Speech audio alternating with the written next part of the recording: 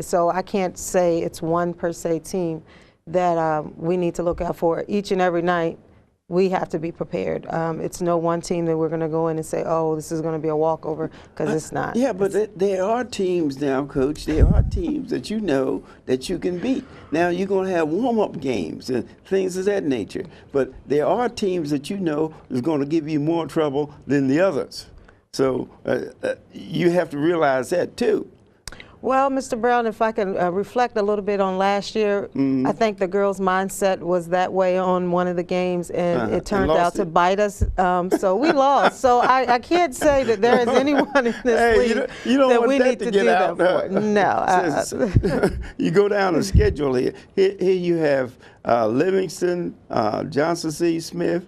All these are elite games. Fayetteville, St. Augustine, Shaw, and Lincoln, and Virginia State and Virginia Union.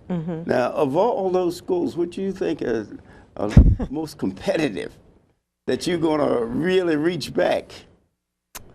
Like I said, this year, I think on the women's side, a lot of recruitment has occurred, and all of the teams are tough. I don't think I can really honestly say on the east side it's going to be a walkthrough or anything like that. It's going to be a tough battle day in and day out to be successful. The CIAA is getting stronger. Last year, there was a lot of parity in the women's game, and it's going to continue this year. So to say there's one person that was just going to walk over, Mr. Brown, I can't do it. The league's balanced then. That's what you're telling me. It is. You're telling me it's no walk, you know. It's pretty tough now. It's pretty tough. Right. Good. What about Daryl? Well, this is new, Daryl. Exactly. Exactly. So Daryl, I've seen some of these teams, you know what I mean? Yeah. But what is your rival? Which one is your rival now? Every college has a rival. I think everybody's a rival for Bowie State.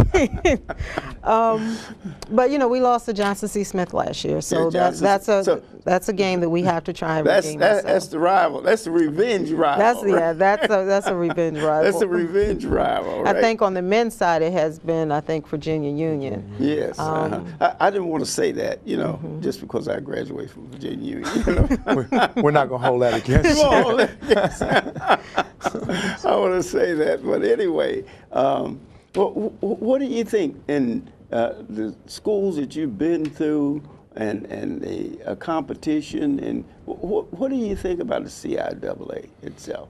One of the things that I've been familiar with the league over the course of. Of course, you've been out the league right, too. Right. Not over the course of my career, but really my entire life growing up. I came up under some guys who played in the CIAA back in the 60s. So I always heard stories about CIAA basketball. I know now it's one of, if not the best Division II conference in the country, it's one of the top 2 or 3. I know every night that we go out, we're going to play against a very well-coached team, a very well-prepared team. So we know that we've got our work cut out for us, and we're really excited about it. What about Donna? What do you think about the competition along the lines of the women? It's getting better every year. Last year was a good indicator. This year, with new coaches coming in, they're bringing in different styles. As Coach mentioned, they're well prepared, well coached.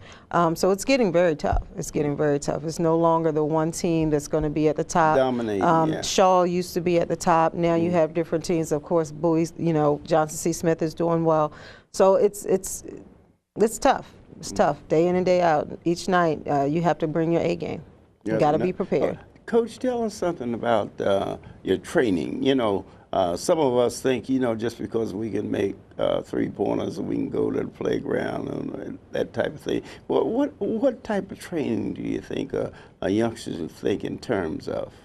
Well, some of the things that we've done this year, we started out in September, and our preseason conditioning consisted of we were 3 days a week running or on the track or physically. First of all, this is what they don't understand, youngsters. You got to be in shape. Exactly. I don't care what kind of talent you have. If you're not in shape, you can't perform. Right. Because some coaches ask them, I remember my coach, boy, I think I lapped the gym all the time. Or either end up doing push-ups. Right. Man, that was it, the laps and the push-ups, because I think the fundamentals are very important. And you as the coach, you stress that, right? Yes, sir. Yes, sir. Like I said, we run, we lift, we're trying to get stronger. We continue to do that. We practice the fundamentals every single day in practice to lead into the kinds of things that we want to do on the basketball court as a team. Okay, Donna, tell us, how do you keep the ladies in shape there? How do you, as far as training? A lot of people, players, they want to play, but they don't want to put in the extra work. Hey, if I don't have to practice, just let me play. And they would love to do that if they could. Like Coach Brooks, we do a lot of conditioning. Strength training is very important. You have to be really strong to withstand a 27-game season. It's really hard. It's a little different, when you're coming from high school. It's a little different. You have to, it's stronger, faster, and the traveling can be hectic. So it's honestly, it's the mental preparation that you have to have is key.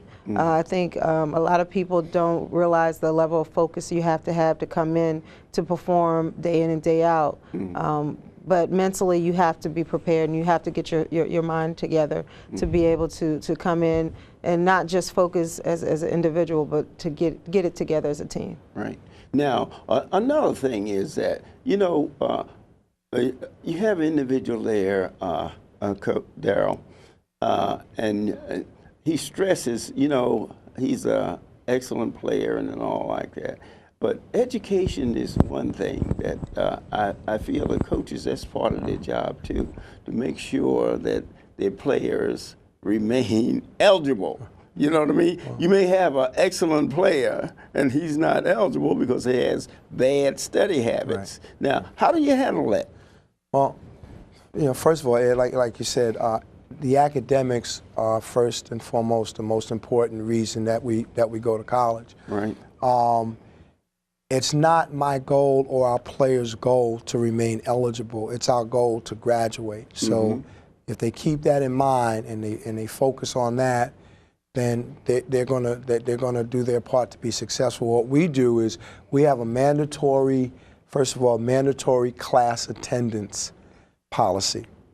You have to check in, huh? Yeah, if a young man misses a class unexcused, we have a policy we call 5 on 5, and what that is for 5 straight days at 5 a.m. you run 5 miles.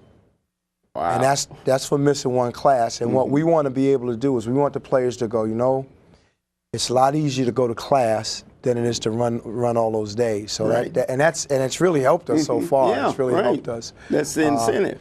We have mandatory study hall.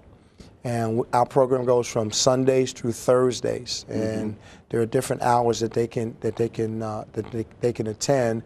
But they're able to get tutorial help, and Bowie's the kind of Bowie's the kind of place. And I graduated from there, so I know this.